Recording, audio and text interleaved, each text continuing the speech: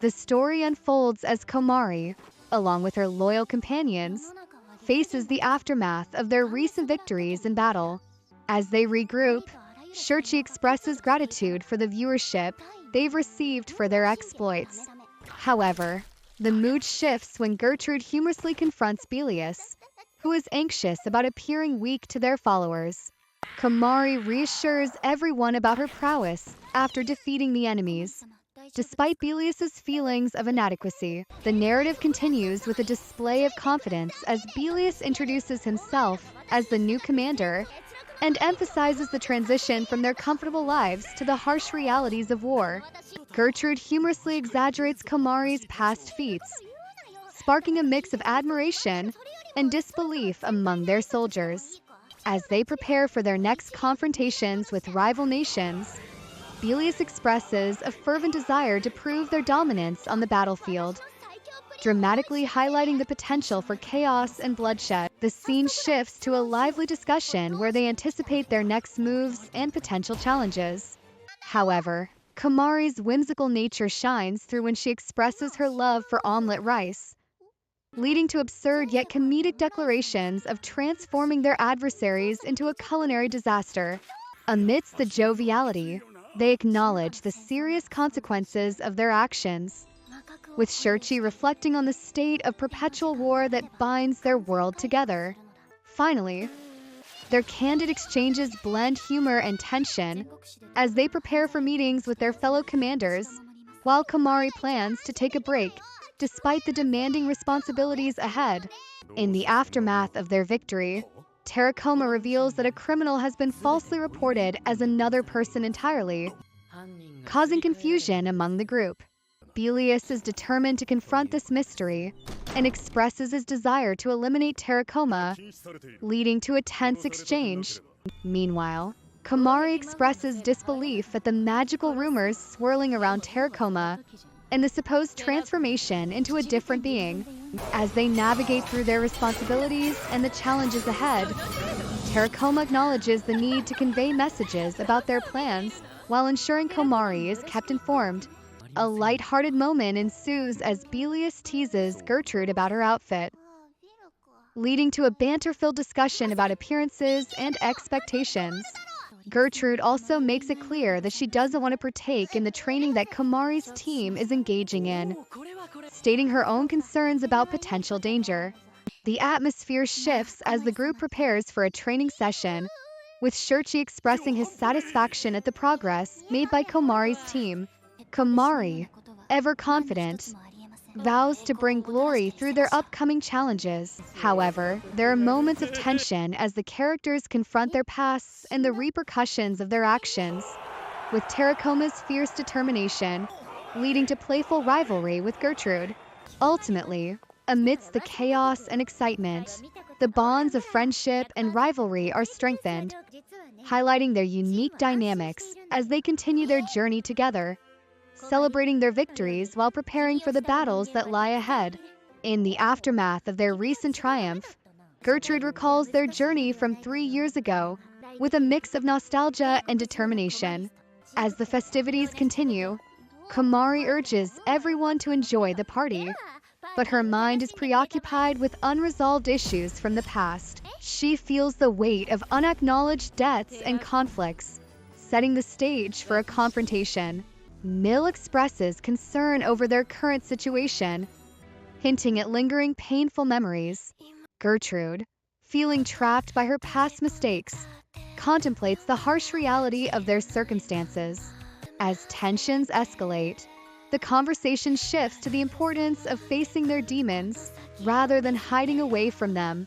The atmosphere thickens with unresolved emotions, particularly as Komari's inner turmoil leads her to confront old rivals, leading to a fierce exchange where her motivations are questioned.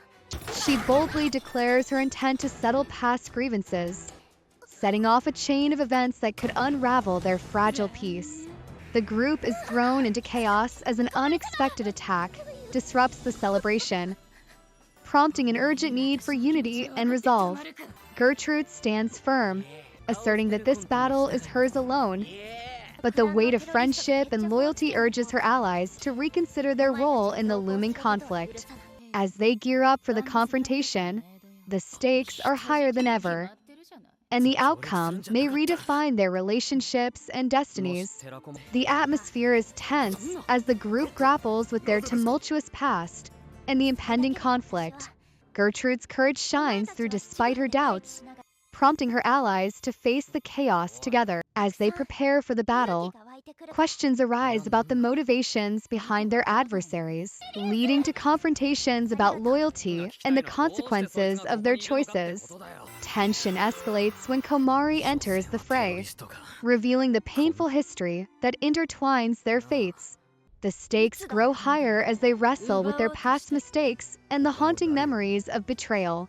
Komari expresses her anguish and determination for revenge, igniting a fierce exchange that exposes deep-rooted grudges and pain.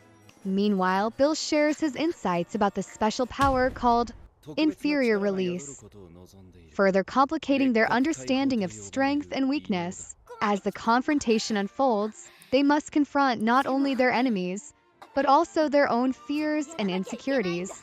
Gertrude acknowledges her weaknesses, yet resolves to fight for those who believe in her, cementing her courage in the face of overwhelming odds.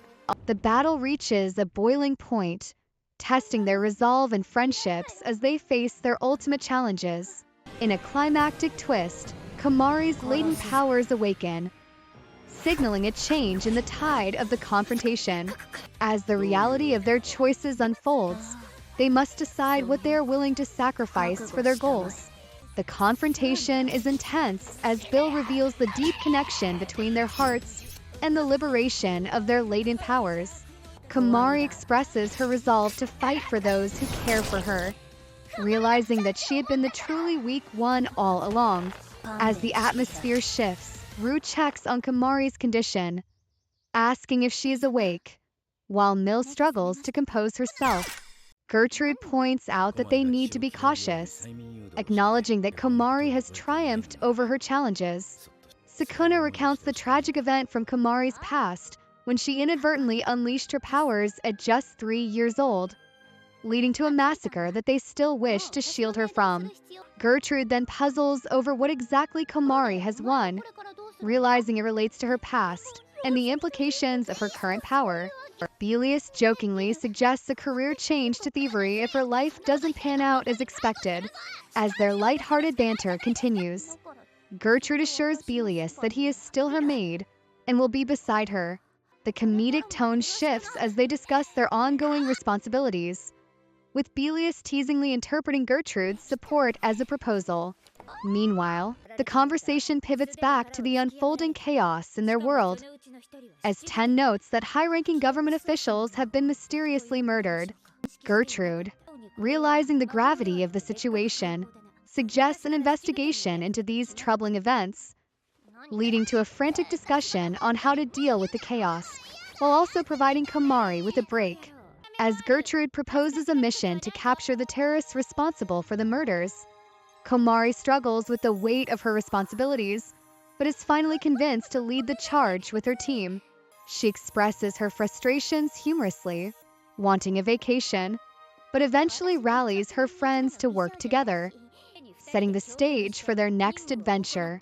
The banter continues as they brainstorm reward incentives to motivate their comrades, culminating in a light-hearted decision about a future outing. As the group settles into their roles and prepares for the next challenges, they humorously discuss potential rewards for their comrades. Karstel comments that mere vacations are hardly motivating, as their comrades thrive in battle rather than relaxation. Belius proposes a creative incentive by suggesting they include zoo tickets along with the time off. Gertrude encourages the idea but emphasizes the need for more serious planning. The mood shifts as they acknowledge a lurking threat, knowing that the terrorists they are up against may possess dangerous abilities. The group discusses strategies for patrolling during the night to ensure the safety of their city.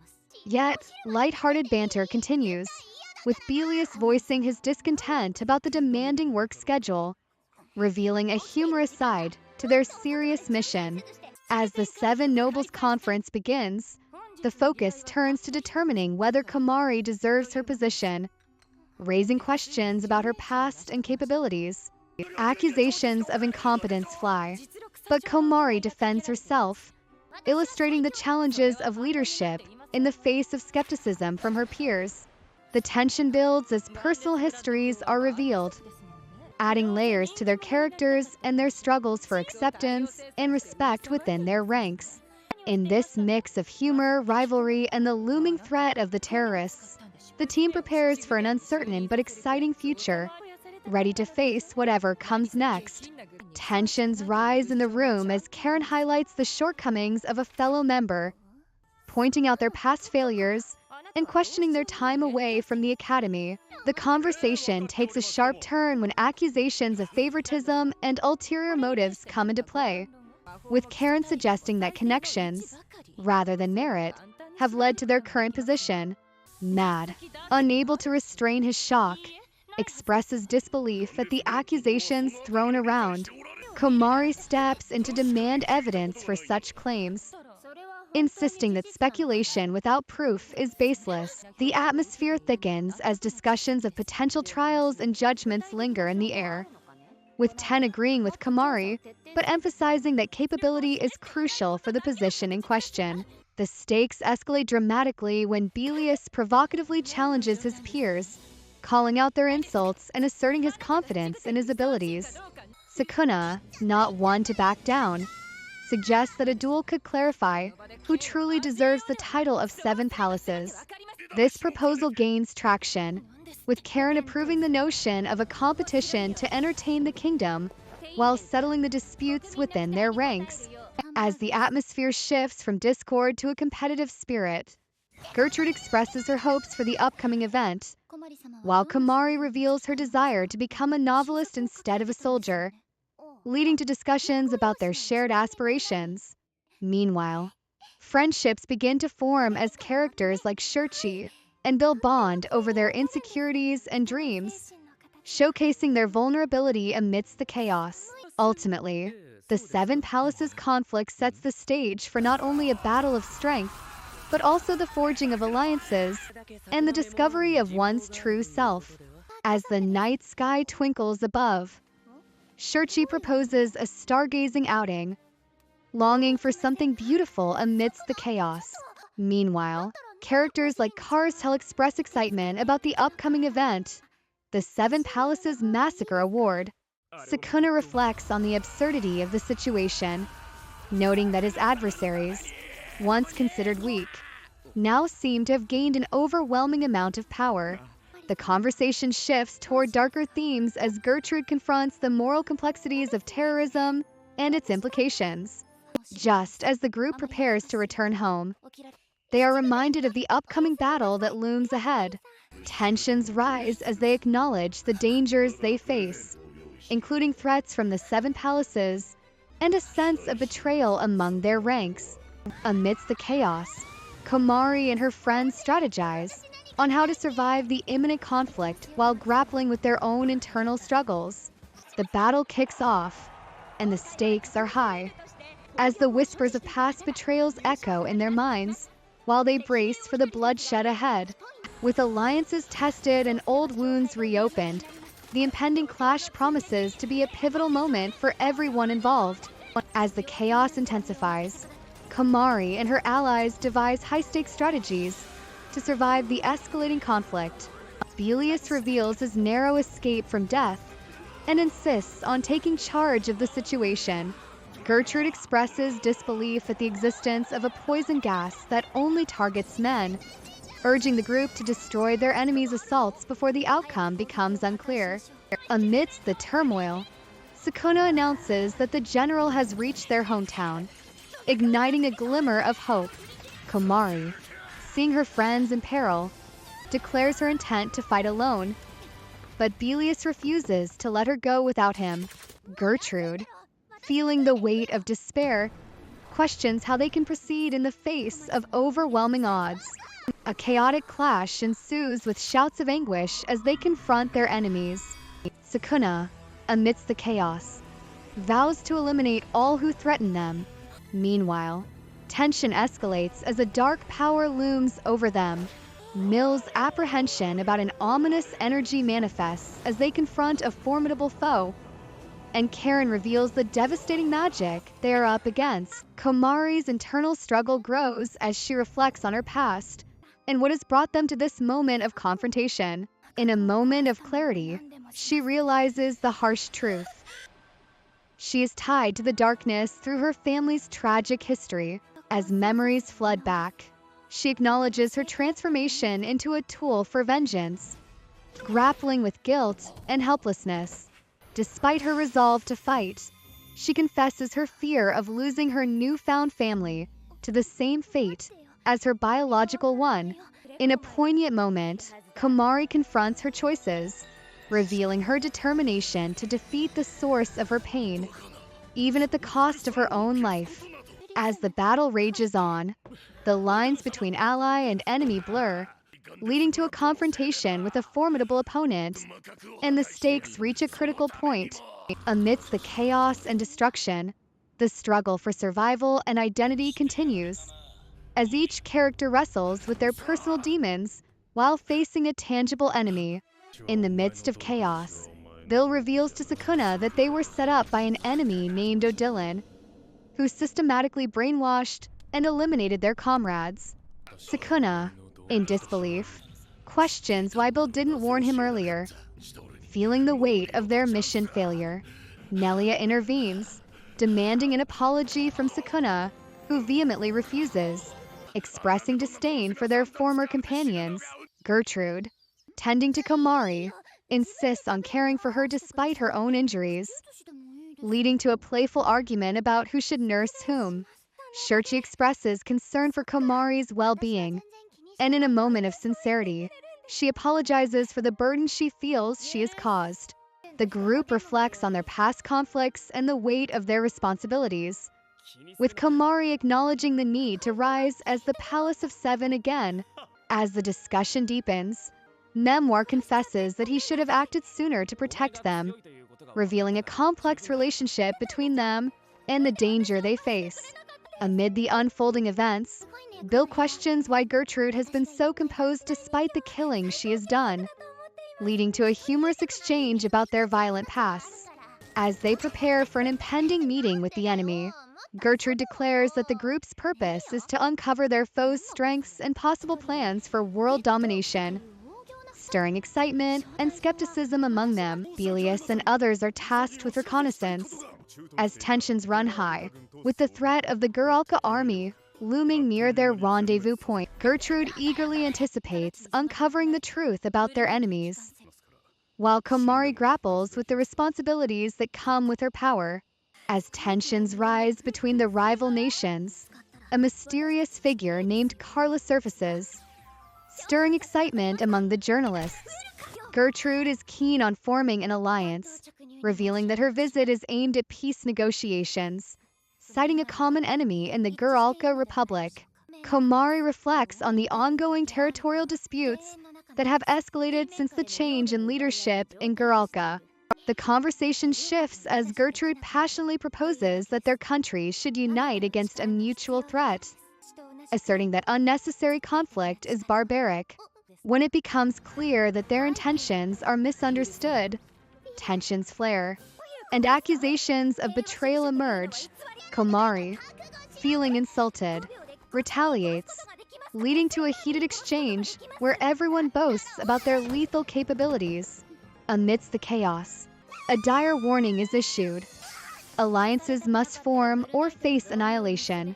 As the discussions descend into chaos, Gertrude resolves to seek a peaceful approach, vowing to devise strategies to protect her nation. Meanwhile, intelligence reports indicate that the enemy is preparing for an assault on their stronghold. The urgency is palpable as their twofold objective becomes clear: to defeat the approaching forces and dismantle their military stronghold, a place where illegal artifacts have been reported. In the midst of the chaos, Komari announces that almost all of the forces of Guralka are actively mobilizing. Memoir confirms that the enemy is aiming for the fortress city of Fol. Karen warns that if Fol is occupied, It could easily lead to the invasion of the Mernite Empire and parts of the Heavenly Chapter Paradise. Komari outlines their twofold mission: to annihilate the advancing enemy and to destroy their military stronghold. The resort area established by Jiralka in the nuclear realm. Gertrude shares intelligence that illegal divine tools have been smuggled into the area. And if they can expose this, it may disrupt President Madhart's war ambitions.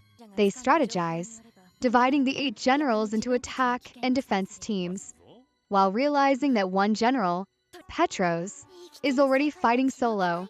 As tensions rise, Mill notes that the enemy's 1st Division continues to teleport into the city, and the situation seems dire. With the enemy declaring war, Karen insists that the Mernite Empire has a history of dealing ruthlessly with those who underestimate them. Gertrude and her team prepare for their next moves, aware that they must find the elusive Terracomer next. As they edge closer to the truth hidden within the resort, they become increasingly aware of Madhart's cruel experiments and the dark secrets waiting to be uncovered.